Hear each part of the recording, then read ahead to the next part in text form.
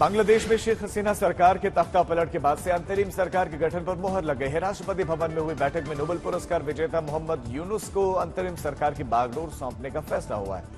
प्रदर्शनकारी छात्रों ने भी मोहम्मद यूनुस के नाम के प्रस्ताव को मंजूरी दे दी है।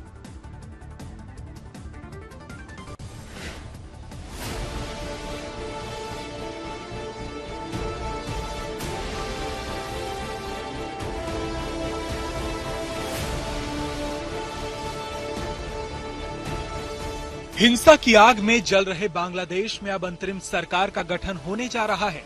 नोबेल पुरस्कार विजेता मोहम्मद यूनुस को बांग्लादेश में अंतरिम सरकार का नेतृत्व करने के लिए चुना गया है। राष्ट्रपति मोहम्मद शहाबुद्दीन की अध्यक्षता में बंगा भवन राष्ट्रपति भवन में एक मीटिंग के दौरान यह फैसला हुआ। प्रदर्शनकारी छात्रों ने मोहम्मद यूनुस को अंतरिम सरकार का नेतृत्व सौंपने के प्रस्ताव को स्वीकार कर लिया है। ये वो छात्र हैं जो शेख हसीना के खिलाफ आरक्षण विरोधी आंदोलन के बड़े चेहरे रहे।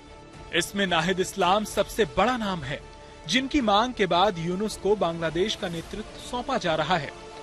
मोहम्मद यूनुस बांग्लादेश ग्रामीण बैंक के संस्थापक हैं। उन्हें अर्थशास्त्र में नोबेल पुरस्कार भी मिल चुका है। यूनुस का शेख हसीना से 36 का आंकड़ा रहा है। शेख हसीना उन्हें सूदखोर मानती है।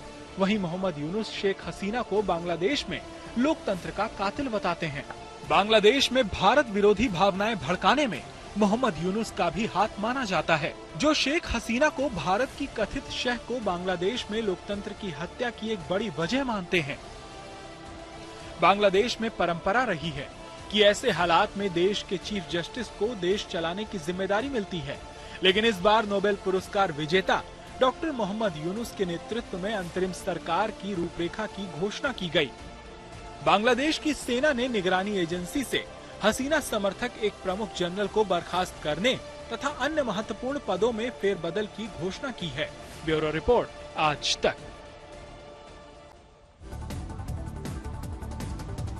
बांग्लादेश में हिंसा के दौरान 100 से ज्यादा लोगों की हत्या हो चुकी है। अराजक भीड़ ने ढाका में अवामी लीग पार्टी के एक नेता के होटल में आग लगा दी। भीड़ ने जोशोर जिले में अवामी लीग के महासचिव शाहीन चकलादार के ज़बेर इंटरनेशनल होटल में आग लगा दी। जो लोग वहां पर ठहरे हुए थे उन्हें जिंदा जला दिया गया। अब तक 24 शवों की पुष्टि हो चुकी है।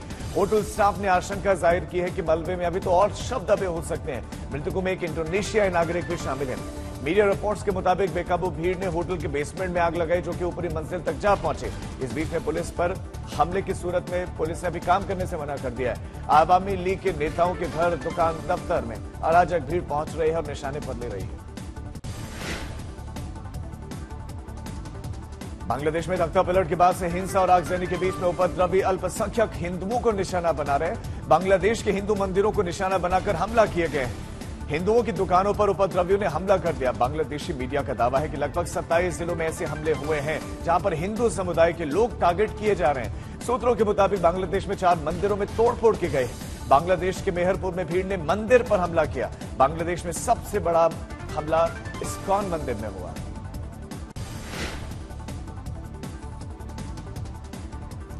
हमारे लोगों को पीड़ित, प्रताड़ित किया जा रहा है। दिन दहाड़े उनकी हत्या की जा रही है।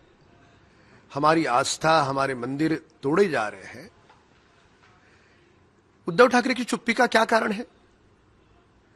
घुसपैठी बांग्लादेशियों का मत मिले, इस कारण उद्धव ठाकरे चुप है, या कौन सा कारण है?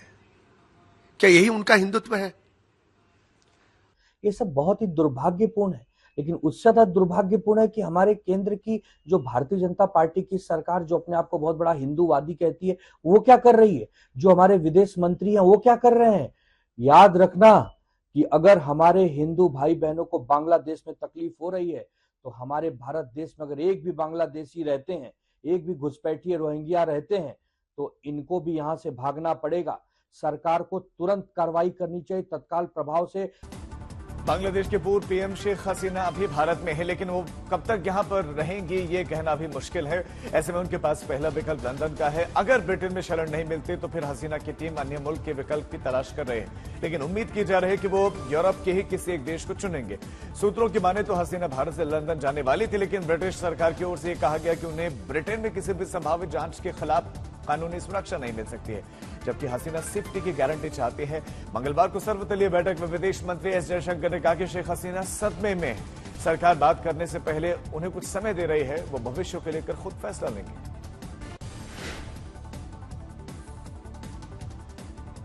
एक बार फिर राजस्थान में बारिश का कहर देखने को मिला है। कई जिलों में बाढ़ के चलते हालात खराब हैं। राज्य में अब तक 40% से ज्यादा बारिश हो चुकी है।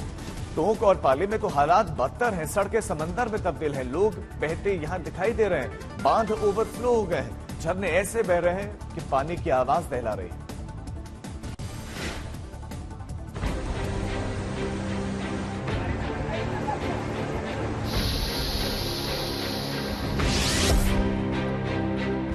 टोंक में मूसलाधार बारिश की वजह से टोआरडी सागर बांध ओवरफ्लो हो गया और आसपास की सड़कें जलमग्न हो गईं।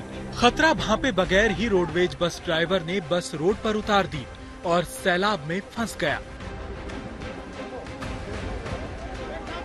जरा गौर से देखिए, जान बचाने की ये जद्दोजहद किस तरह खिड़की से निकलकर ड्राइवर बस पर लटक गया।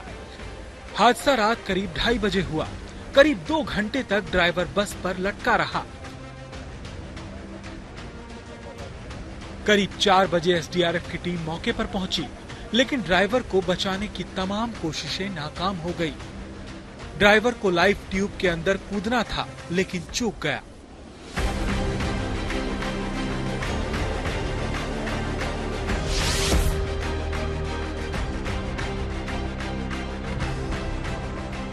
अब जरा भीड़वाड़ा से आए इस वीडियो को देखिए। पानी के तेज बहाव के बीच रस्सी के सहारे लटके ये दोनों दोस्त मैनाल झरने पर पिकनिक मनाने गए। रील बनाते वक्त अचानक बैलेंस बिगड़ा और दोनों बहते हुए करीब 150 फीट नीचे खाई में आ गए। सुरक्षा के लिए लगाई गई रस्सी पर दोनों युवक काफी देर तक लटके रहे। आसपास मौजूद पर्यटकों ने मदद बुलाने की कोशिश की, लेकिन तब तक एक युवक पानी में बह गया। ये तस्वीरें राजस्थान के बूंदी जिले की हैं, जहां महादेव झरना अपने रौद्र रूप में आ गया है। ऊंचाई से गिरते पानी की इस तरह गरज को सुनकर दिल दहल रहा है, लेकिन पर्यटक जान पर खेलकर वीडियो बनाते नजर आए।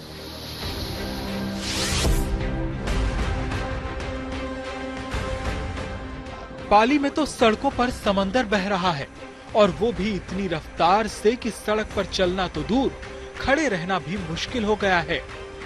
जरा इन तस्वीरों को देखिए, किस तरह लोग पानी के तेज बहाव में बहते दिखाई दे रहे हैं। पाली में मूसलाधार बारिश की वजह से भीषण तबाही की तस्वीरें सामने आई हैं। ड्रोन से ली गई तस्वीरें राजस्थान के अलवर जिले की हैं, जहां रेलवे ट्रैक पूरी तरह से पानी में डूब गया है।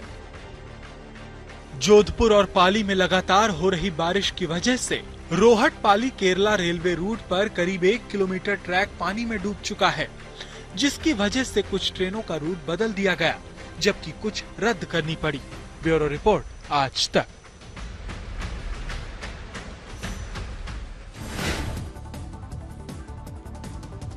उत्तराखंड के सोनप्रयाग में बादल फटने से केदार घाटी में फंसे तीर्थयात्रियों को निकालने का काम तेजी से चल रहा है। मंदाकिनी नदी पर सेना ने फिर से ब्रिज बना लिया है, जिससे लोगों का रेस्क्यू किया जा रहा है। सीएम पुष्कर सिंह धामी ने हालात का जायजा लिया। उन्होंने बताया कि अब तक लगभग 15,000 लोगों को रेस्क्यू किया जा चुका है, जबकि 6 लोग लापता हैं। मौसम के रौद्र रूप को देखते हुए आज से केदारनाथ के लिए हेलीकॉप्टर यात्रा शुरू की जा रही है।